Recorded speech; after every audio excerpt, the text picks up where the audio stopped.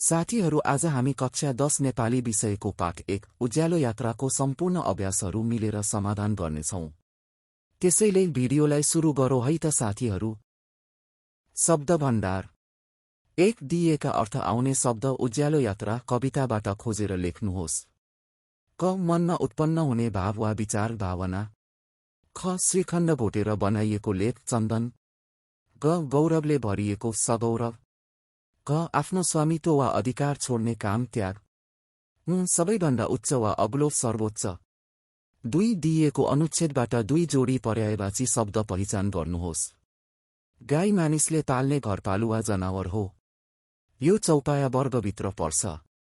मानवका लागि गाईको दूध निकै पोसिलो हुन्छ। शरीर स्वस्थ राख्न तागतिला कुरा खानुपर्छ। दुग्ध र दुग्धजन्य पदार्थ बिक्री गरेर मान्छेले आर्थिक उपार्जन पनि गर्छन्।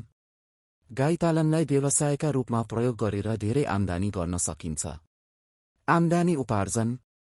जनावर चौपाया।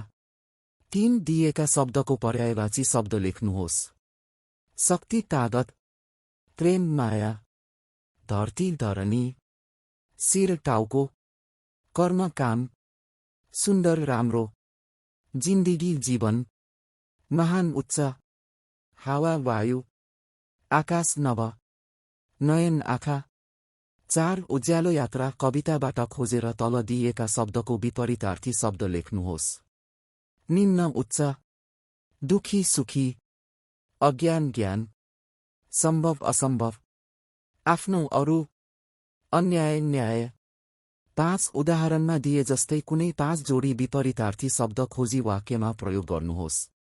उदाहरण धारिलो भुत्ते धेरै थोरै। माथि तल। उज्यालो अँध्यारो। शिर पाउ। जित हार। न्याय अन्याय। माथि तल। बोध र अभिव्यक्ति। उदाहरणमा दिए जस्तै जोडी अनुप्रासयुक्त शब्द पाठबाट खोजेर लेख्नुहोस्। उदाहरण चन्दन नन्दन। असम्भव सब। सुखी खुशी। सौरभ गौरव। भरी छरी। मनोहर सुन्दर। खातिर शिर। दिइएको कवितांश पढी सोधिएका प्रश्नको उत्तर दिनुहोस्। जसका भावना हाँस्छन् मनमा रागिनी भरी। जसका जिन्दगी बाँच्छन् रातमा चाँदनी छरी। यस कवितांशका 4 पाउ छुट्याएर लेख्नुहोस्। जसका भावना हाँस्छन् मनमा रागिनी भरी। जसका जिन्दगी बाँच्छन् रातमा चाँदनी छरी। कवितांशका 4 पाउको 5औं ह्रस्व वर्ण रेखाङ्कन गर्नुहोस्। भावना रागिनी जिन्दगी चाँदनी।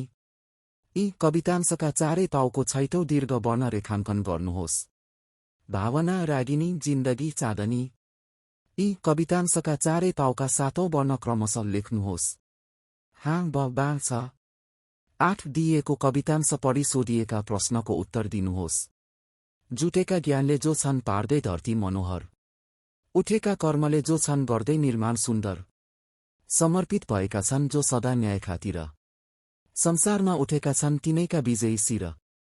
क धरतीलाई केले मनोहर बनाएको छ? ज्ञान र कर्ममा जुटेका मानिसहरूको सङ्घर्षले धरतीलाई मनोहर बनाएको छ। ख कर्म गर्नेको जिन्दगी कस्तो बन्छ? कर्म गर्नेको जिन्दगी सुन्दर बन्छ र उनीहरूले कर्म गरेर समाज र देशलाई पनि बनाउँछन्। ग कवितांशमा कस्ता मानिसको शिर उच्च हुन्छ भनिएको छ? कवितांशमा जो मानिस सधैँ न्याय खातिर समर्पित भएका हुन्छन् उनीहरूको शिर उच्च भनिएको छ। क कवितांशबाट के सन्देश पाइन्छ? हामी ज्ञान र कर्मले हाम्रो धरतीलाई सुन्दर बनाउनु पर्छ। सधैँ न्याय खातिर आवाज उठाउनु पर्छ। यसरी आफ्नो खुसी मात्र नहेरी समग्र देशको हितमा लाग्नुपर्ने सन्देश प्रस्तुत कवितांशबाट पाउन सकिन्छ। 9 तलका प्रश्नको उत्तर लेख्नुहोस्। क उज्यालो यात्रा कविताको सुरुका 2वटा श्लोकको आशय वर्णन गर्नुहोस्। जसरी एक प्रकारको सुगन्धित काठ श्रीखण्डलाई 100औं पटक गोड्दा पवित्र चन्दनमा परिणत हुन्छ, त्यसरी नै हामीमा कर्मशक्ति छ भने जङ्गललाई पनि स्वर्गको बगैँचा बनाउन सक्छौं। हामीले जहिले पनि उच्च सङ्कल्प लिनुपर्छ। संसारमा असम्भव केही छैन। सबै महान व्यक्तिहरू सङ्कल्पकै कारण महान बनेका हुन्। ख जीवन सार्थक पार्न के गर्नुपर्छ? जीवनको यात्रालाई उज्यालो बनाउन अर्थात् सार्थक पार्न उच्च सङ्कल्प लिएर हामी कर्मशील बन्नुपर्छ। हामीले ईर्ष्या द्वेष त्यागेर प्रेमको सौरभ छर्नुपर्छ र उपकारी बन्नुपर्छ। हामी उदाहरणीय व्यक्तित्व बन्न सक्नुपर्छ। हाम्रो ज्ञानले धरतीलाई मनोहर बनाउनुपर्छ अनि हाम्रो कर्मले सुन्दर निर्माण गर्नुपर्छ। कर्म विध्वंसका लागि होइन, निर्माणका लागि हो। त्यस्तै हामीले लोभलालच मनमस्तकबाट फ्याँकेर न्यायका खातिर सदैव समर्पित हुनुपर्छ। कवितामा कविले कस्तो आदर्श जीवनयात्राको कल्पना गरेका छन्? कवि रामप्रसाद गेवालीले उज्यालो यात्रा कवितामा नैतिक आदर्शको प्रस्तुति गरेका छन्। यस कवितामा कविले मूलतः कर्मशील बन्नुपर्ने धारणा अभिव्यक्त गर्दै उच्च सङ्कल्प लिनुपर्ने उल्लेख गरेका छन्। त्यस्तै ईर्ष्या द्वेष त्यागेर प्रेमको सौरभ छर्दै उपकारी बन्नुपर्ने बताएका छन्। लोभलालच मनमस्तकबाट फ्याँकेर न्यायको बाटोमा लाग्नुपर्ने कुरामा कविको जोड रहेको छ। यस प्रकार कविले प्रस्तुत कवितामा महान कर्मको आदर्श जीवन यात्राको कल्पना गर्दै चन्द्र सूर्य जस्तै उज्यालो छर्दै स्वावलम्बी बन्नुपर्ने उल्लेख गरेका छन्। उज्यालो यात्रा कविताको मूल भाव के हो? कविताले मूलत जीवनरूपी यात्रालाई उज्यालो पारी कसरी आदर्श र महान व्यक्ति बन्न सकिन्छ भन्ने भाव अभिव्यक्त गरेको छ। विश्वमा आदर्श र नमुना बन्नका लागि सधैँ नै महान कर्मको यात्रा गर्नुपर्छ भन्ने कविको धारणा कवितामा प्रस्तुत भएको छ। महान कर्मको आदर्श यात्रामा कहिले चलुला? चन्द्र सूर्य जस्तै आफै कहिले बसुला? आफ्नो पौरखले आफ्नो बाटो कहिले खनुला? अनि सर्वोच्च कविता आफै कहिले बनुला? भन्दै हामी अघि बढ्यौं भने उज्यालो भविष्यका साथ उज्यालो यात्रा तय गर्न सकिन्छ भन्ने भाव कविले कवितामा अभिव्यक्त गरेका छन्। त्यस्तै सत्कर्म र सद्व्यवहारले जीवनको उज्यालो यात्रा तय भई महान र आदर्श बन्न सकिने भाव वा सन्देश समेत कवितामा प्रस्तुत भएको छ। 10 कविताको दोस्रो श्लोकलाई व्याकरणिक पदक्रम मिलाई गद्यमा रूपान्तर गर्नुहोस्। उत्तर: कविताको दोस्रो श्लोक। भएमा उच्च सङ्कल्प छैन केही असम्भव, सङ्कल्पैले बनेका हुन् महान मान्छेहरू सब। 2 व्याकरणिक पदक्रम मिलाई गद्यमा रूपान्तरण गर्दा उच्च सङ्कल्प भएमा केही असम्भव छैन, सब महान मान्छेहरू सङ्कल्पैले बनेका हुन्। 11 भाव विस्तार गर्नुहोस्। ईर्ष्या द्वेष हटाएर जो छर्छन् प्रेम सौरभ तिनै मान्छेहरू बन्छन् विश्वका निम्ति गौरव। प्रस्तुत श्लोक उज्यालो यात्रा शीर्षकको कविताबाट साभार गरिएको हो। यस कविताका रचनाकार कवि रामप्रसाद गेवाली सन् 2024 हुन्। गेवाली समसामयिक नेपाली साहित्यका चर्चित व्यक्तित्व हुन्। कविता, आख्यान, नाटक, समालोचना लगायतका विधामा कलम चलाउने साहित्यकार गेवाली सरल भाषाशैलीमा प्रभावकारी ढङ्गबाट काव्य सिर्जना गर्न सक्ने क्षमता भएका कवि हुन्। घृणाले भन्दा पनि माया प्रेमले संसार जित्न सकिने र गौरवशाली बन्न सकिने कुरा कविले माथिको श्लोकमा स्पष्ट पार्ने प्रयास गरेका छन्। हाम्रो अरूको उन्नतिमा डाहा गर्ने प्रवृत्ति रहेको छ। सामान्य कुरामा पनि हामी इख्लिने काम गर्छौं। यस्तो बानीले एक आपसमा शत्रुता मात्र उत्पन्न गर्दछ। शत्रुता कसैका लागि पनि हितकर हुँदैन। तसर्थ हामीले ईर्ष्याद्वेष त्याग्नुपर्छ। सबैतिर सबैका लागि हामीले प्रेमको सुवास छर्नुपर्छ। प्रेमका माध्यमले नै संसार जित्न सकिन्छ। सबैको प्रिय बन्न सकिन्छ। मनबाट ईर्ष्याद्वेष हटाएर जसले प्रेमको सुवास छर्छन् त्यस्तो व्यक्ति वा मान्छे नै विश्वका निम्ति गौरव बन्छन् भन्ने भाव माथिको श्लोकमा अभिव्यक्त भएको छ।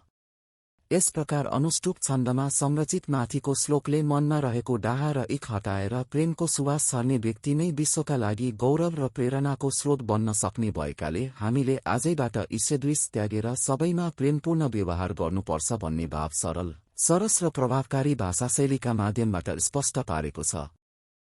उदात्त कर्मको यात्रा गर्दछन् जो सधैँ सधैँ आदर्श नमुना मान्छे बन्दछन् विश्वमा तिनै। प्रस्तुत श्लोक उज्यालो यात्रा शीर्षकको कविताबाट साभार गरिएको हो। यस कविताका रचनाकार कवि रामप्रसाद गेवाली सन् 2024 हुन्। गेवाली समसामयिक नेपाली साहित्यका चर्चित व्यक्तित्व हुन्। कविता, आख्यान, नाटक, समालोचना लगायतका विधामा कलम चलाउने साहित्यकार गेवाली सरल भाषाशैलीमा प्रभावकारी ढङ्गबाट काव्य सिर्जना गर्न सक्ने क्षमता भएका कवि हुन्। कर्मशील व्यक्ति नै आदर्श र नमुना बन्दछ भन्ने भाव माथिको श्लोकमा अभिव्यक्त भएको छ। कर्मले जिन्दगीलाई हँसिलो र सुखी बनाउन सकिन्छ। हाम्रो कर्मले सुन्दर विश्वको सिर्जना र निर्माण गर्नुपर्छ। कर्म नै धर्म भन्ने कुरालाई हामी सबैले मनन गर्दै कर्मशील जीवन बनाउनु आवश्यक छ। महान र श्रेष्ठ कर्मको यात्रामा सधैँ लागिरहने व्यक्ति विश्वका निम्ति आदर्श बन्छ। त्यस्तो व्यक्ति नै समाज राष्ट्रमा मात्र नभएर विश्वका लागि नमुना र अनुकरणीय मान्छे बन्दछ। तसर्थ हामीले विश्वमा आदर्श र नमुनाका लागि सधैँ महान कर्म गर्नुपर्छ भन्ने भाव माथिको श्लोकमा अभिव्यक्त भएको छ। यस प्रकार अनुष्टुप छन्दमा संरचित माथिको श्लोकमा हामीले सधैँ महान र श्रेष्ठ कर्मको बाटोमा हिँड्यौं भने विश्वका लागि आदर्श र नमुना मान्छे बन्न सक्छौं भन्ने भाव सरल, सरस र प्रभावकारी भाषाशैलीका माध्यमबाट अभिव्यक्त भएको छ। यसका साथै हामी कर्मशील बन्नुपर्छ अनि मात्र सबैका लागि अनुकरणीय बन्न सक्छौं भन्ने सन्देश समेत दिएको छ। 12 कर्मशील बन्न कसरी सकिन्छ? उज्यालो यात्रा कविताका आधारमा लेख्नुहोस्।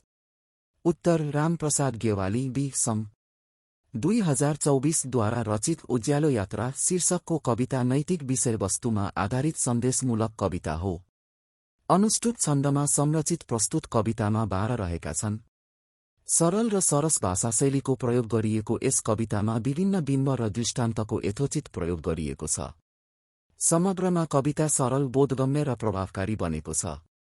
कविताले मूलत कर्मशील बनेर जीवनरूपी यात्रालाई उज्यालो पारी आदर्श र महान व्यक्ति बन्न सकिन्छ भन्ने भाव अभिव्यक्त गरेको छ। उज्यालो यात्रा कवितामा कर्मशील बन्न सबैलाई प्रेरित गरिएको छ। कर्मशील व्यक्ति नै महान र अनुकरणीय बन्ने भाव समेत कवितामा अभिव्यक्त गरिएको छ।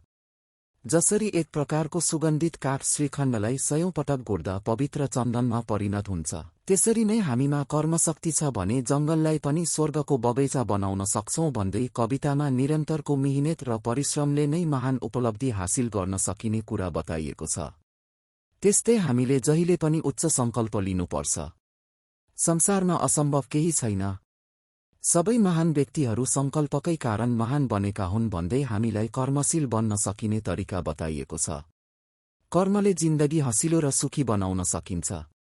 अरूसँग लिने भन्दा पनि अरूलाई दिने अर्थात् उपकारीहरू खुसी रहन सक्छन्।